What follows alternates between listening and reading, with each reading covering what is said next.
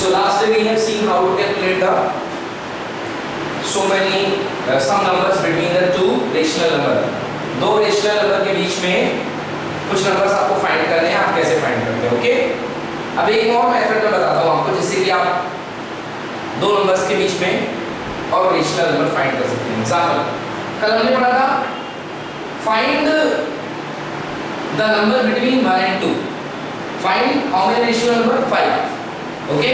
तो क्वेश्चन था find 5 rational number between 1 and 2, okay.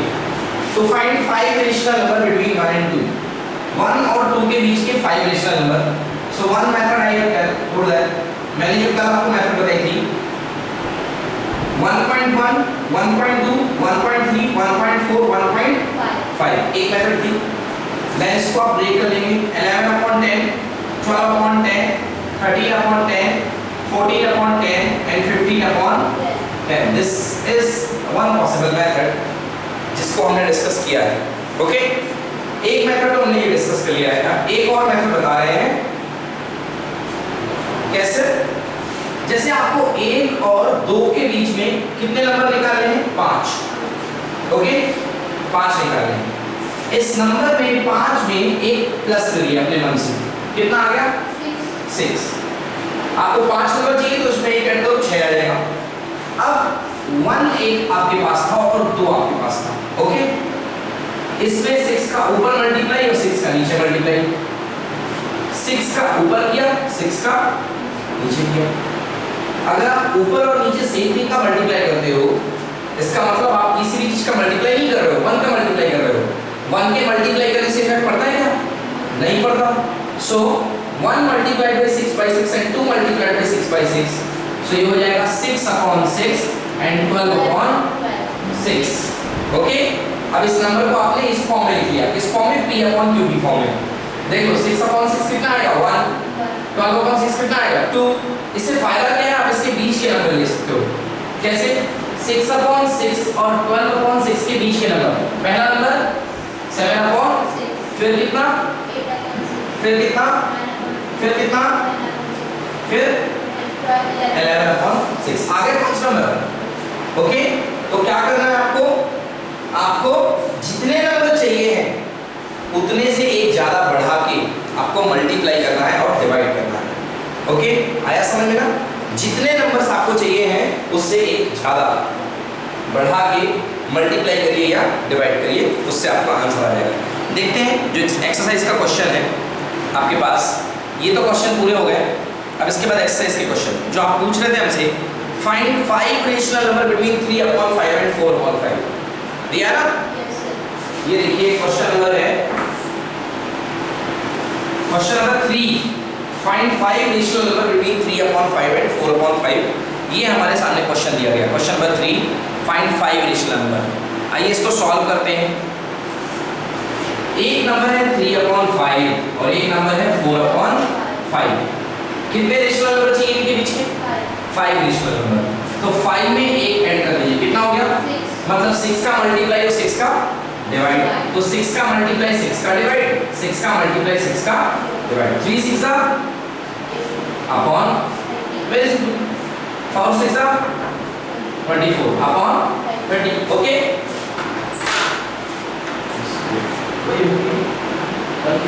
Class पढ़े थे, भूल गया, yes. So it is 18/30, it is 24/30, so 18/30, next number 19/, this is then 10, then आगे समझ में 1 2 3 4 5, इस तरीके से क्वेश्चन सॉल्व हो जाएगा। Is that clear, any doubt? चलिए, तो ये हो गया हमारा एक portion. Yes, any more doubt in the 4 questions? Any problem? Solve हो गए सब के सब?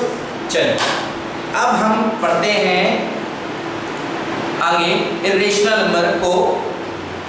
इरेशनल नंबर को हम नंबर लाइन पे रिप्रेजेंट करेंगे, okay. How to represent the irrational number on a number line. Irrational number को नंबर लाइन में रिप्रेजेंट कैसे करना है, ये ये हम सीखेंगे। क्लियर?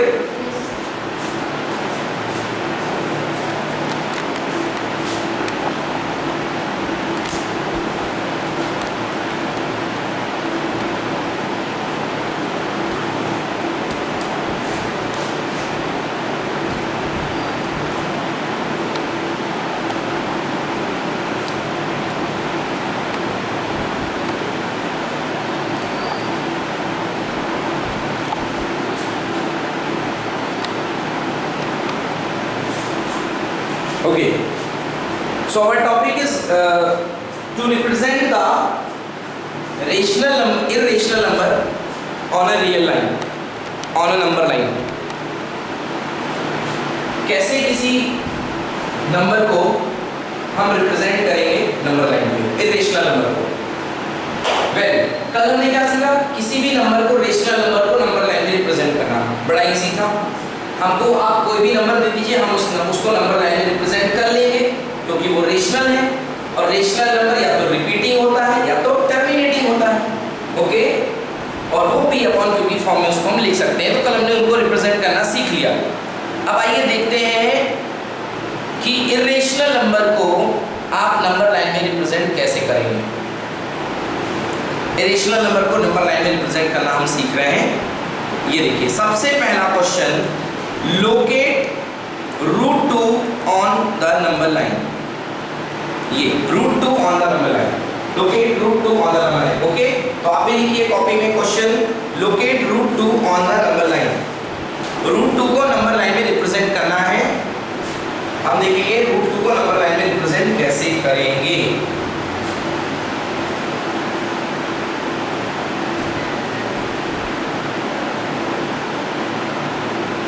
ओके, चलिए देखते हैं हम कि रूट 2 को नंबर लाइन में कैसे रिप्रेजेंट करेंगे। इसको रिप्रेजेंट करने के लिए आपको पाइथागोरस थ्योरम की हेल्प लेनी पड़ेगी। आपको नंबर लाइन को रिप्रेजेंट करने के लिए रूट 2 को पाइथागोरस थ्योरम की हेल्प लेनी पड़ेगी। क्या जानते हैं आप पाइथागोरस थ्योरम के बारे में? आप पाइथागोरस थ्योरम के बारे में ये जानते हैं कि पाइथागोरस थ्योरम होती है जो राइट ट्रायंगल में लगती है। राइट ट्रायंगल में सबसे बड़ी साइड क्या होती है? हाइपोटेनस। ओके, एक साइड होती है बेस और एक साइड परपेंडिकुलर। इस वाले को जनरली आप परपेंडिकुलर बोलते हो और इस वाले को आप बेस बोलते हो। तो पाइथागोरस थ्योरम कहती है कि हाइपोटेनस का स्क्वायर इक्वल्स टू बेस का स्क्वायर प्लस परपेंडिकुलर का स्क्वायर। ऐसा याद आ गया? Hypotenuse square equals to base का स्क्वायर प्लस परपेंडिकुलर का स्क्वायर। तो ध्यान से देखिए, so hypotenuse equals to under root perpendicular square plus base square. होगा या नहीं होगा? You can write it, hypotenuse square हटेगा, रूट लगेगा। स्क्वायर हटता है तो रूट लगता है ना, तो ये हो गया perpendicular square plus base square. So you can write hypotenuse equals to under root perpendicular square plus base square. Is that clear? Okay, ठीक है ना? अब आपको रूट 2 को रिप्रेजेंट करना है। Okay, so first thing, what is root 2? Root 2 एक irrational number है। क्यों? क्योंकि 2 परफेक्ट स्क्वायर नहीं है। 2 परफेक्ट स्क्वायर नहीं है, तो आपको रूट 2 को रिप्रेजेंट करना है। आप इसके प्लेस पे रूट 2 को देखिए। इसके प्लेस पे t square plus b square की जगह पे रूट 2 को देखिए और कोशिश करिए कि मैं रूट 2 को इस फॉर्म में लिख सकूं। रूट 2 मींस 1 प्लस, यस और no? This means 1 square plus 1 square, yes और नो? मतलब कि 1 square plus 1 square, because 1 square equal to 1 and 1 square equal to 1, 1 plus 1 equal to root 2, yes और नो? मतलब रूट 2 हाइपोटेनस है ऐसे triangle का, ऐसे राइट ट्रायंगल का हाइपोटेनस है जिसका बेस कितना है? 1, परपेंडिकुलर कितना है? बस बन गया। ऐसे राइट ट्रायंगल का हाइपोटेनस है कौन? रूट 2, जिसका बेस कितना है? 1, परपेंडिकुलर कितना है? 1। ओके, आइए अब हम बनाते हैं, ठीक है ना? अब हम बनाने की कोशिश करेंगे रूट 2 को। ये हमने नंबर लाइन ड्रॉ कर ली, नंबर लाइन। बीच में क्या आता है 0, ओके, बीच में आता है 0, ये हो गया 1, ये हो गया 1। आप खुद ही बताइए, अगर बेस आपका 1 हो जाएगा, परपेंडिकुलर 1 हो जाएगा, तो हाइपोटेनस कितना होगा? हाइपोटेनस की लेंथ कितनी होगी? पाइथागोरस थ्योरम लगाइए। अगर बेस हो गया 1 का, परपेंडिकुलर हो गया 1 का, तो हाइपोटेनस कितना होगा? Very simple, √2। यस और नो? फॉर्मूला ही होता है ना, hypotenuse equal to perpendicular square plus base square का अंडर रूट। यस और नो? तो अगर आपका बेस 1 हो गया, परपेंडिकुलर 1 हो गया, तो हाइपोटेनस कितना होगा? √2, बिकॉज़ फॉर्मूला होता है h = √a² + b²। तो 1 का स्क्वायर प्लस 1 का स्क्वायर, 1 का स्क्वायर 1, 1 का स्क्वायर 1, कितना आया? √2। यस और नो? तो आपको √2 चाहिए है। क्या चाहिए? √2, मतलब आपको हाइपोटेनस चाहिए। चलिए, हाइपोटेनस चाहिए है, 1 आपने यहाँ पे लिखा। बेटा ये क्या बन गया? क्या बन गया? ये बेस। क्या बन गया? आ रहा समझ में नहीं यार? ये बेस बन गया। अब क्या बनाना है आपको? परपेंडिकुलर। क्या बनाना है? परपेंडिकुलर। कितने का होना चाहिए परपेंडिकुलर? 1 का। तो 1 का परपेंडिकुलर आप यहाँ पे ड्रॉ कर दीजिए यहीं पर। तो जितना 1 यूनिट स्केल से 1 यूनिट ऊपर बना सकते हो, नहीं बना सकते? बन गया ये एंगल कितनी डिग्री? अच्छा 90 डिग्री। कितने degree angle? 90 degree, right angle. कैसा एंगल है? Right angle. आगे समझ में? तो ये लेंथ कितने की है? 1 की। ये लेंथ भी कितने की है? 1 की है। हमने इसको इससे जोड़ दिया, हमने इसको इससे जोड़ दिया। ये क्या है? हाइपोटेनस। हाइपोटेनस की लेंथ कितनी होगी? 2 की √2। हाइपोटेनस की लेंथ होगी √2, मतलब ये जो लेंथ आ रही है वो कितनी है? √2। अब मुझे इस लेंथ को यहाँ पे ड्रॉ करना है। क्या करना है? ड्रॉ करना है, बिकॉज ये पॉइंट थोड़ा ना नंबर लाइन का, नंबर लाइन पे तो ये होगा। √2 की वैल्यू कहाँ से कहाँ के बीच में होगी? 1 से लेके 2 के बीच, 1 से लेके 2 के बीच। बट मुझे मतलब मेरा जो डिस्टेंस आ रही है वो यहाँ से लेके यहाँ तक आ रही है, बट मुझे कहाँ पर प्लॉट करना पड़ेगा? नंबर लाइन में। तो मैं क्या करूँगा? यहाँ से लेकर के यहाँ तक मैं इसको फीड करूँगा, इसमें डिवाइडर में फीड करूँगा।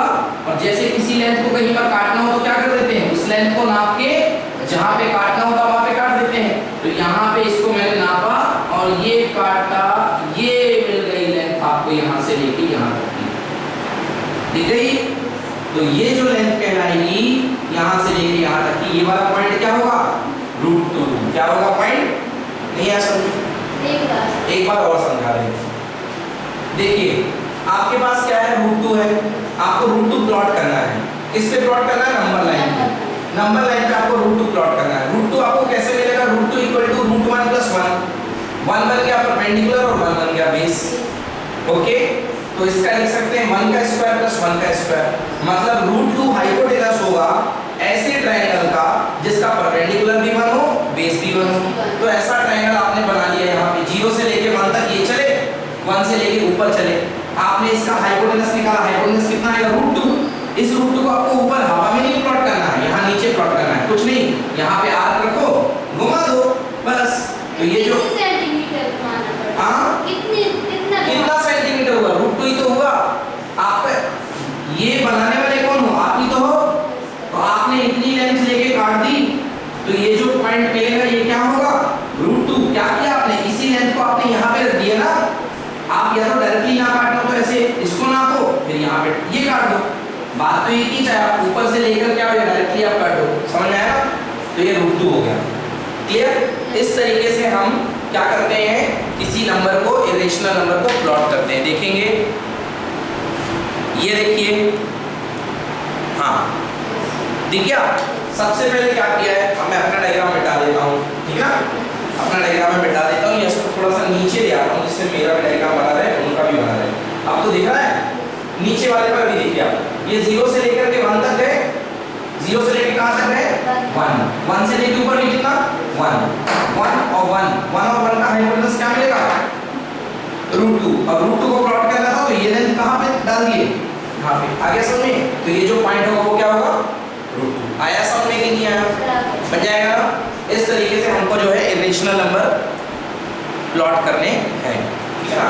इस तरीके से हमको ये रेशियो करना पड़ेगा। आगे समझना, कोई प्रॉब्लम इसमें? बन जाएगा अच्छे से, इसको नोट करिए। फिर एक क्वेश्चन मैं आपको दे रहा हूं, ड्रॉ या plot root 5 on number line. Draw या plot root 5 on number line.